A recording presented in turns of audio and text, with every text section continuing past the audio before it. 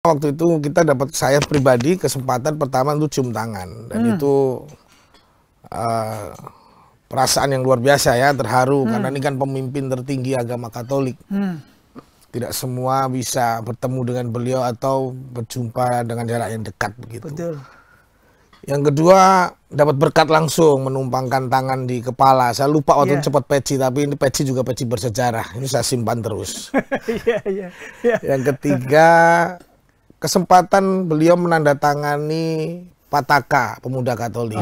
Ada pemuda lintas iman bersama-sama ke Vatikan, bertemu Paus dan diterima Paus. Itu sejarah, belum pernah ada. Setelah ini kita rencana memang langsung akan ada beberapa agenda. Pertama, kita akan roadshow perdamaian. Kemungkinan besar dalam waktu dekat kita juga akan ke Mesir. Ya, untuk sowan dan bertemu dengan imam besar. Lalu kemudian kita juga akan roadshow ke tokoh-tokoh perdamaian dunia.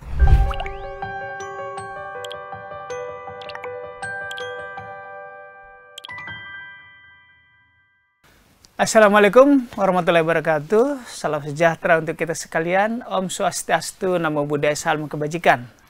Tribuners, jumpa kembali dengan saya, Domo Barita, Wakil Direktur Pemberitaan Tribun Network, juga pemimpin redaksi Tribun Network.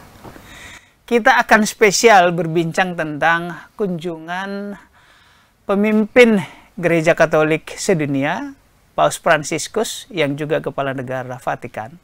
Karena kemarin kita sudah hadirkan dua narasumber, Gus Adin dari GP Ansor dan Bung Julfikar dari Pemuda Muhammadiyah. Hari ini kita akan berbincang dengan tamu yang juga spesial, Ketua Pengurus Pusat Pemuda Katolik, Bung Stefanus Asad Gusma. Selamat siang, Bung. Selamat siang, Bang. Bagaimana kabar? Sehat, bahagia, meskipun agak capek sedikit. baru pulang ya dari... Baru tiba hari Sabtu dini hari, terus langsung ada kegiatan di Solo. Oke, ya. Bung Gusma ini 2 bulan lalu, nggak sampai 2 bulan lalu, tapi di bulan Juni di sini juga.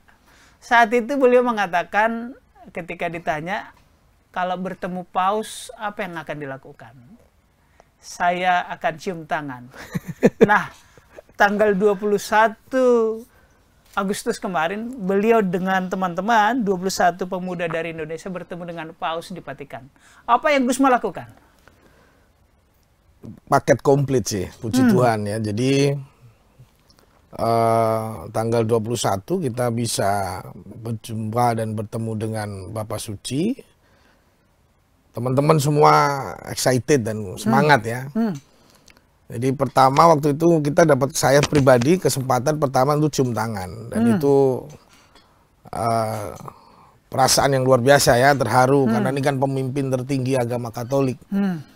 Tidak semua bisa bertemu dengan beliau atau berjumpa dengan jarak yang dekat begitu. Betul. Yang kedua, dapat berkat langsung, menumpangkan tangan di kepala. Saya lupa waktu itu cepat peci, tapi ini peci juga peci bersejarah. Ini saya simpan terus.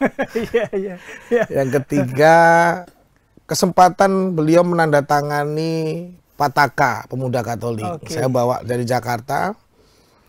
Jam 1 malam itu karena kita baru selesai kunjungan dari Basilika dan keliling di Museum Vatikan. Jadi nyampe hotel sudah cukup larut, sehingga setrika sendiri, Bang Domo.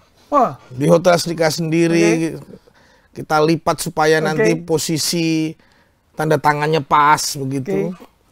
Nyari spidol itu jam 1:30 pagi. Nyari spidol di kota Roma, kita nyari spidol. Kita beli spidol itu, penjaga tokonya bilang, ayo cepat keluar, udah mau tutup. Itu teman-teman yang lain juga begitu. Jadi teman-teman yang lain kan ngeprint dokumen yang akan ditandatangani Paus, karena kan kita buat dalam bahasa Indonesia semua, dan harus ada terjemahan dari bahasa Itali kan. Jadi kita minta tolong, akhirnya dapat. Itu juga begitu, cepat kan. Karena ada satu tempat print yang saat itu buka di dekat stasiun di kota Roma itu. Lalu setelah itu hampir lupa karena saya juga membeli rosario buat teman-teman pengurus kan, teman-teman pengurus, pengurus pusat dan teman-teman ketua Komda, ketua Komcap gitu. Karena juga waktunya mepet, kita nggak mampu beli banyak juga, tapi lumayan lah. Kita lupa karena itu kan harus ditaruh di tas plastik supaya fleksibel bawahnya. Tapi kalau masih dalam kotak-kotak itu kan cukup banyak. Itu hampir lupa karena sudah dapat berkat, sudah dapat cium tangan, sudah tanda tangan patah, kan lupa kalau kita bawa rosario. Pas paus mau jalan, akhirnya saya beranikan diri teriak kan, Papa Francisco, beliau stop, saya langsung masuk ke dalam, dan beliau memberkati rosario, dan di dalam plastik itu ada satu rosario yang cukup besar, manik-maniknya agak besar, beliau ambil, beliau kalungkan ke saya, itu sudah saya berikan paket komplit lah, ngerasa lengkap lah sebagai orang Katolik. Jadi Tribuners ada tradisi di Katolik bahwa bertemu imam, boleh pastor, boleh uskup atau monsinyur, boleh kardinal atau paus, itu ada semacam berkat perutusan ya. Kalau ditempelkan tangan beliau di kepala seseorang itu sambil doa beliau tentu. Yang orang Katolik yakini beliau-beliau adalah perpanjangan tangan Tuhan di bumi. Adapun rosario, kalau teman-teman Muslim ibarat tasbih. Jadi manik-manik rosario itu 5 kali 10 ya. Kembali ke soal tadi menandatangani deklarasi Jakarta Vatikan. Jadi ada kisah ya, terburu-buru menandatangani, bukan dipersiapkan dari Jakarta itu ya. Oh, dipersiapkan, deklarasinya dipersiapkan. Oke. Tapi kan kita karena konsultasi. Perlu menerjemahkan ke bahasa Itali. Satu itu, dan kita kan konsultasi dengan hari pertama kami sampai di Roma, itu besoknya kan kita beraudiensi dengan Duta Besar untuk Tata Suci, Mas Trias. Lalu besoknya tanggal 19 kami diterima di kantor di dikasteri untuk dialog antaragama. Saat itu yang menerima sekretaris dikasteri Monsinyur Indunil, karena Kardinal Ayuso sebagai kepalanya dikasteri sedang di Spanyol dan didampingi oleh Romo Marcus Solo. Di situ kita diskusi bahwa kita besok mau meminta atau mohon tanda tangan dari Paus terkait deklarasi. Awalnya ini bisa jadi catatan sejarah juga, karena begini Bang Domu, ada pemuda lintas iman bersama-sama ke Vatikan, bertemu Paus dan diterima Paus, itu sejarah. Belum pernah ada. Baru kali ini? Baru kali ini. Pemuda lintas agama dari satu negara? Dari satu negara. Jadi, Monsinyur Indunil pun juga surprise juga. Romo Marcus Solo juga menyampaikan bahwa ini sejarah. Nah, ini awalnya deklarasi itu namanya deklarasi Vatikan. Oke. Lalu kami diskusi, saya rasa supaya elegan, kami juga tidak mau mengklaim nama Vatikan untuk kepentingan-kepentingan seperti ini, dan ini kan cukup sensitif. Nah, kita kasih nama deklarasi Jakarta Vatikan.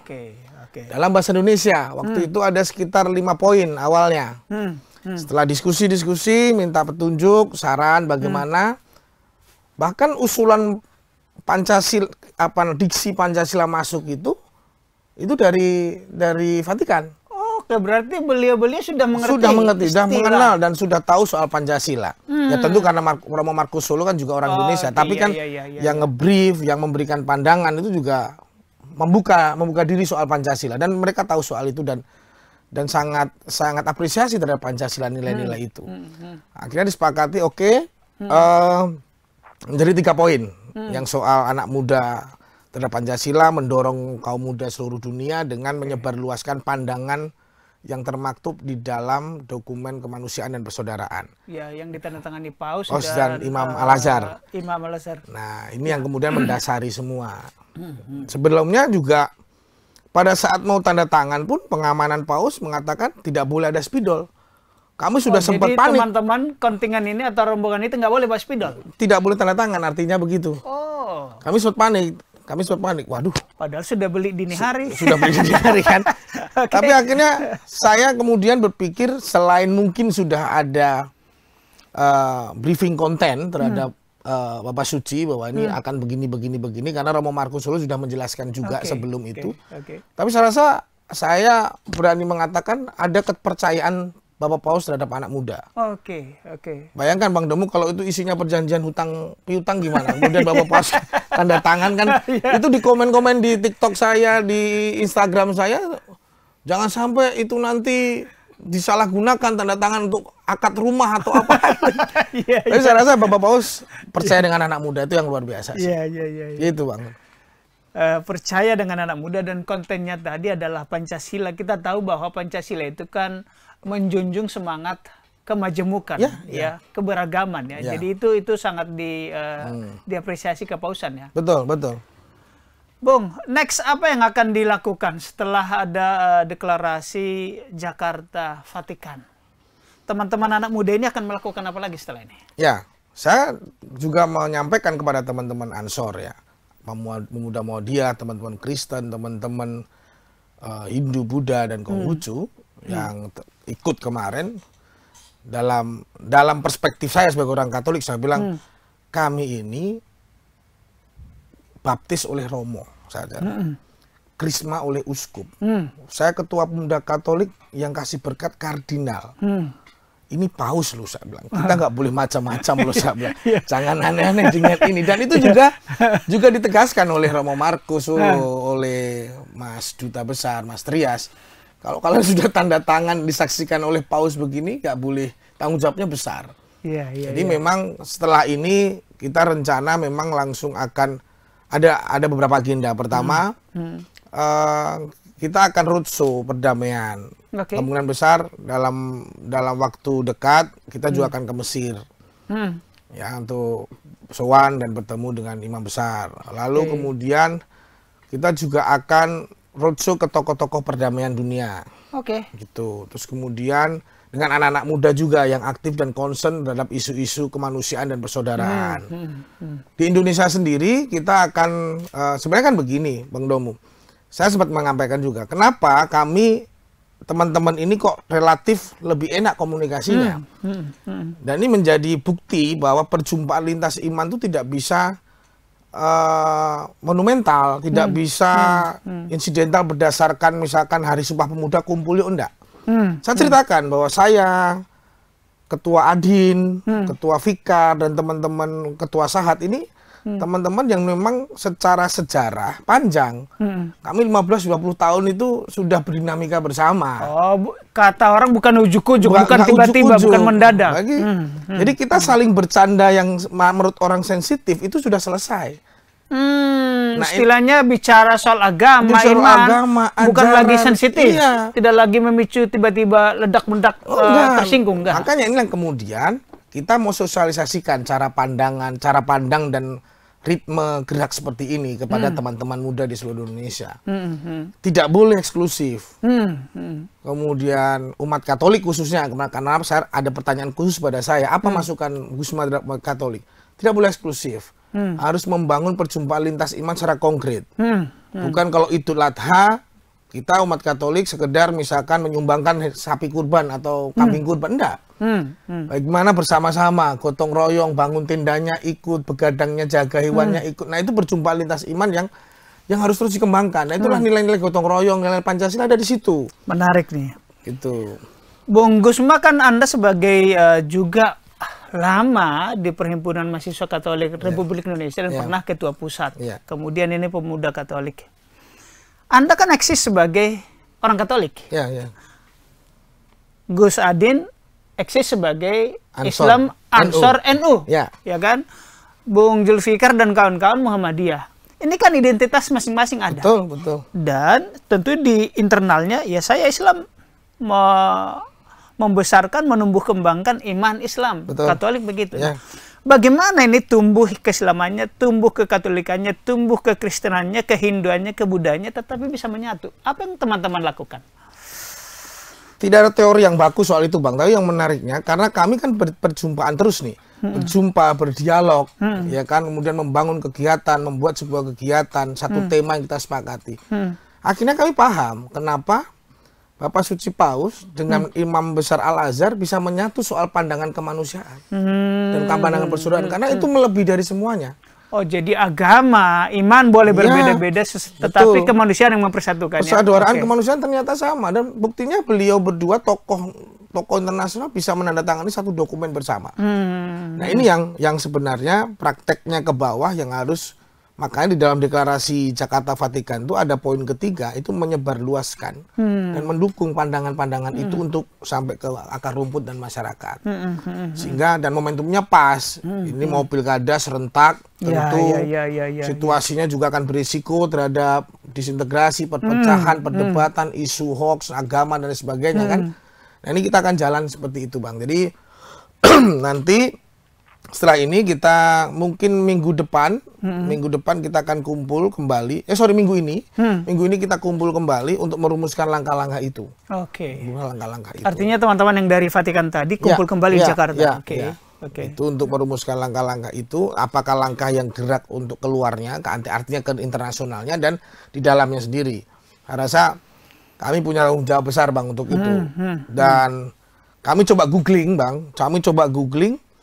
Belum pernah sih menurut hasil riset saya atau hasil pengamatan dan pencarian saya, Paus menyaksikan penandatanganan deklarasi loh, Bang. Deklarasi. Kalau pataka begitu mungkin no risiko ya, Bang ya. Tapi kalau ini kan ada muatannya kan. Pimpinan Katolik itu ya, mohon maaf ya, agak-agak itu ya. Sangat hati-hati. Betul. Iya kan, sangat hati-hati. Apalagi ada sikap-sikap yang keluar kan sangat hati-hati ya. Dan saya apresiasi juga teman-teman Ansor, apresiasi teman-teman Muhammadiyah, khususnya Ansor dan Muhammadiyah, Bang. Mereka kan juga membuat semacam harapan Paus terhadap Ansor, harapan Paus. Kemarin itu juga bukan tanpa risiko kan. Bisa aja dipelintir teman-teman, tapi mereka mengambil risiko itu juga untuk mensosialisasikan pandangan-pandangan Bapak Paus sebagai satu paradigma baru bahwa kemanusiaan, persaudaraan itu di atas segalanya, dan itu luar biasa. Dalam bahasa Itali, dan Paus berkenan untuk menandatangani itu. Bungkus, kalau Bungkus yang Katolik bertemu Paus adalah sudah wayahe, ya kan? Tapi bagaimana teman-teman itu tadi yang NU, awas lo dipelintir loh, yang Muhammadiyah kadang-kadang kan di level bawah kan ini sensitif. Ya, betul. Karena ya mohon maaf di masyarakat kita masih ada kadang-kadang perbedaan pendapat.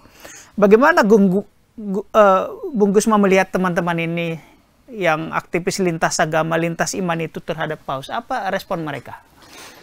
Kalau pandangan ya, yang saya lihat dari gestur pasti ya, melihat kota Roma dan melihat Basilika, berkeliling sampai ke makam Santo Petrus. Katanya sampai turun ke makam Santo Petrus ya. Terus berkeliling ziarah ke makam Paus, Paus yang sudah wafat. Lalu berkeliling ke Museum Vatikan, sampai masuk ke Kapel Sistina, tempat di mana pemilihan Paus, ya, rapat para kardinal untuk memilih Paus. Mereka pertama terkagum-kagum lah dengan peninggalan-peninggalan sejarah itu atau dengan sejarah itu. Kemudian yang kedua sama saja, artinya mereka memaknai, teman-teman itu kalau ngobrol begitu memaknai bahwa ya harus diakui bahwa masing-masing agama punya sejarahnya masing-masing. Dan kalau kita kembali memperdebatkan itu, saya rasa tidak akan selesai. Tapi bahwa teman-teman NU, khususnya teman-teman Ansor, teman-teman Muhammadiyah, teman-teman Gamki, teman-teman Hindu kemarin yang ikut dengan kita bersama-sama itu, akhirnya ya kita hanya kemudian saling ketawa saja bahwa inilah kekayaan kita, inilah situasi bangsa kita, atau memang identitas kita pun macam-macam. Dan aneh kenapa harus ada ribut-ribut soal itu, gitu. Nah itu yang kemudian makanya saya apresiasi sekali, dan pada saat dikatakan bahwa ini sejarah, ada pemuda lintas agama datang ke Vatikan, bahkan sampai bisa bertemu Paus, gitu. Ini sebuah sejarah dan kita punya tanggung jawab besar untuk itu, Bang. Oke. Bungkus ini sudah bertemu dengan Paus yang adalah satu dari 2 penandatangan deklarasi atau dokumen Abu Dhabi 4 Februari 2019. Next bertemu dengan Syekh di Mesir. Maksud saya adalah tugas yang berat ini, yang besar ini, yang level dunia ini, sebenarnya pasti ada yang memulai kan? Ada. Diawali dari langkah kecil. Inisiatif pertama ini dari siapa sih? Boleh cerita dong, teman-teman pemuda tadi. Sebenarnya diskusinya udah lama, Bang. Pasca Imam Besar Al-Azhar datang ke Indonesia. Bulan Juli ya. Bulan Juli yang lalu beliau datang. Kemudian kita ngobrol. Nah, sempat bagaimana bisa nggak kita mencoba mengusulkan ada agenda dengan teman-teman pemuda lintas agama yang memang sudah dulu teman-teman Cipayung lalu sudah bergeser atau ke tempat jadi teman-teman pemuda lintas agama ini, bisa nggak pada saat Paus hadir di Indonesia? Oke. Tapi kan karena kehadiran Paus itu kan protokol negara, Bang, ya kan? Jadi memang sangat ketat jadwalnya dan penuh. Lalu kita juga tidak bisa sendiri berpikir egois, harus gitu, nggak bisa. Padahal kan kita juga pengen punya cita-cita, misalkan Paus datang ke Sekretariat Pemuda Katolik kan waktu itu kan, tapi kan nggak mungkin juga masukkan jadwal itu. Lalu kita juga nggak mau membebani teman-teman panitia yang sudah memang menyiapkan segala sesuatunya.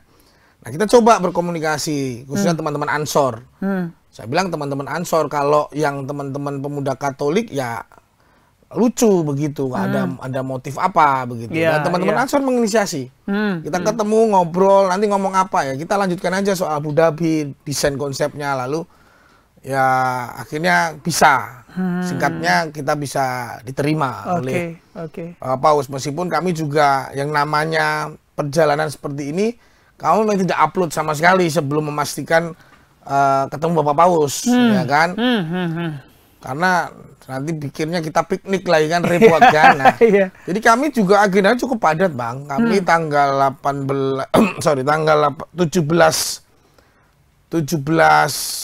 malam tiba Roma, 18 kami sudah diberi waktu untuk bertemu dengan Duta Besar Tata Suci Vatikan. Tanggal 19-nya kami 1 harian full bertemu di dikasteri untuk dialog antaragama. Tanggal 20. Nah, tanggal 21 pagi kami harus sudah di Basilika. Nah, ya puji Tuhan karena lagi musim panas kan. Di luar kan hampir 40 derajat lebih. Wow. Akhirnya pertemuan diselenggarakan di semacam aula besar begitu. Lalu rombongan Indonesia dipanggil terakhir untuk bertemu itu. Baik. Teman-teman Ansor luar biasa mengawali dari Ansor dan termasuk PK komunikasi. Kan ada teman-teman, kan kita juga bantu juga teman-teman PWKI kan. Ada Mas Putut, ada Mas Mayong. Karena mereka senior-senior yang mungkin sudah lebih dulu bolak-balik ke Vatikan kan gitu.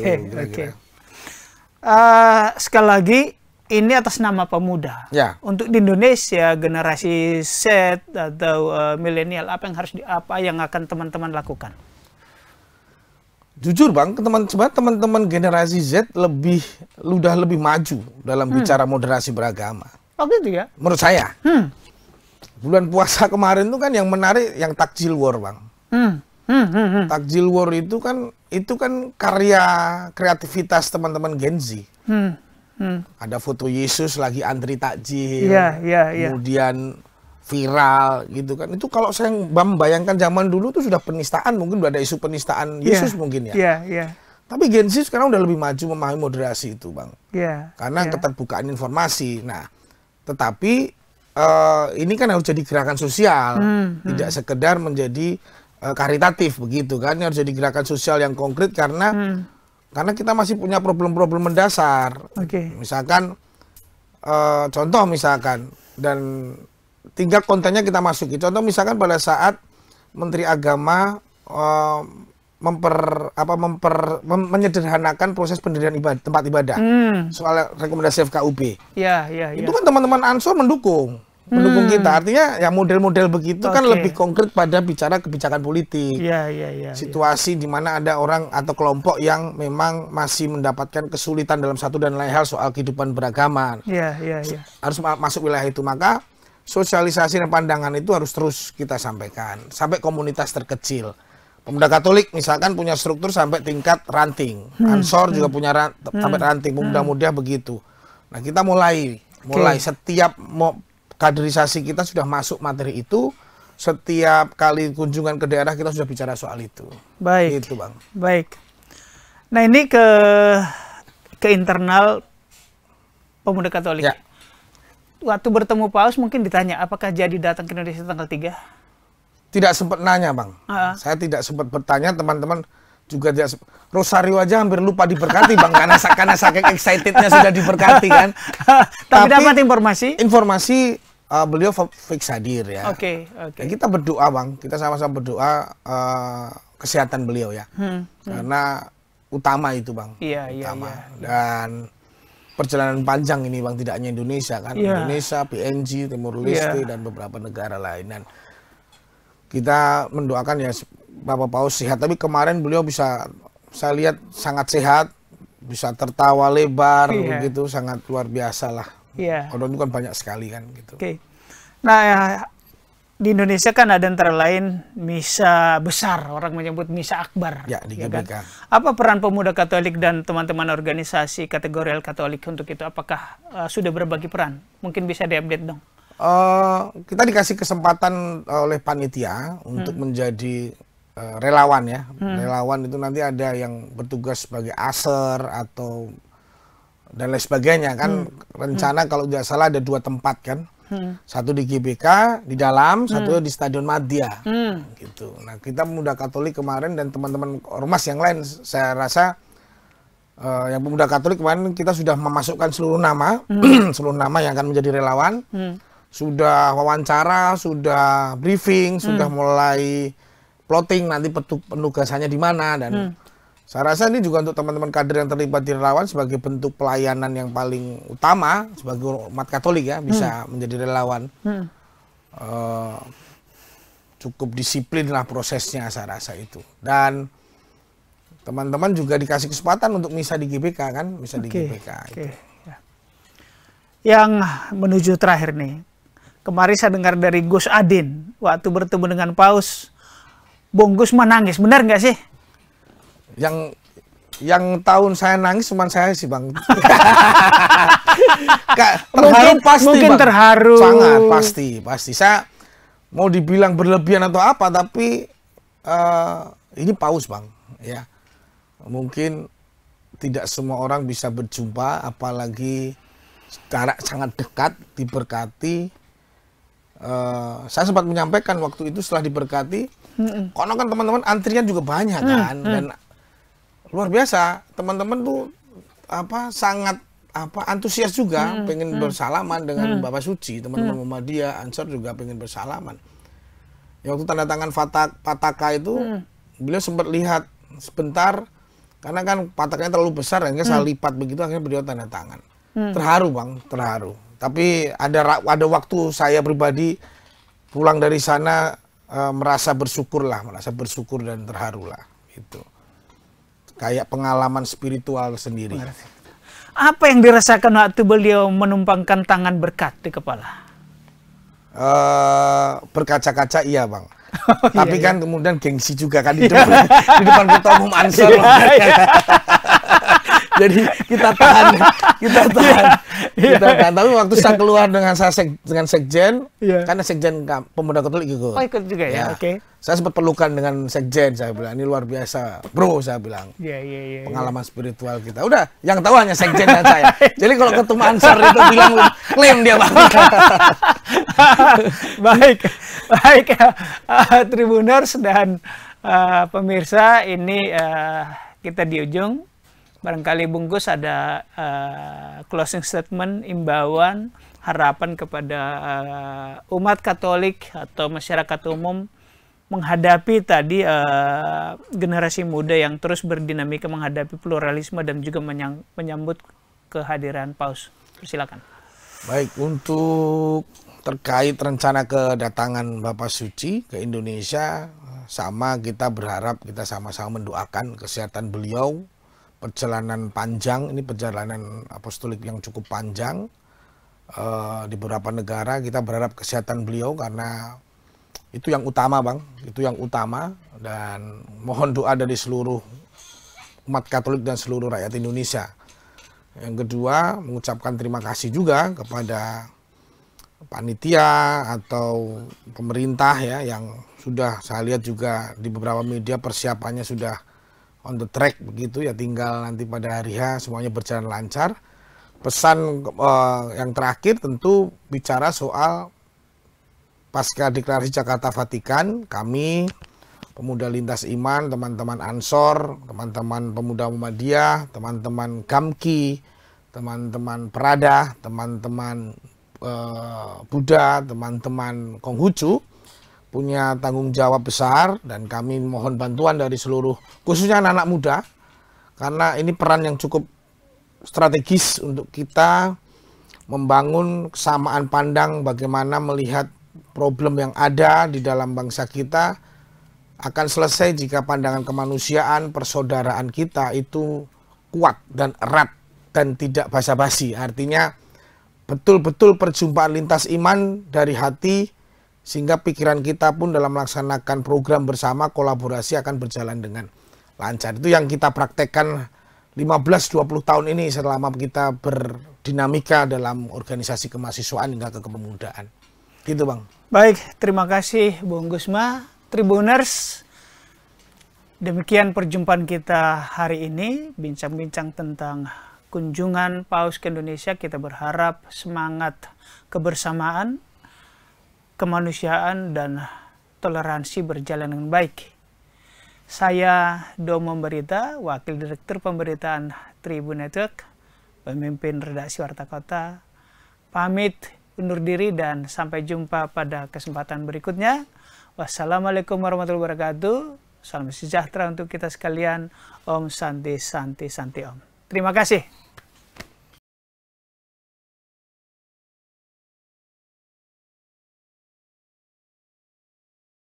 Terima kasih sudah nonton. Jangan lupa like, subscribe, dan share ya.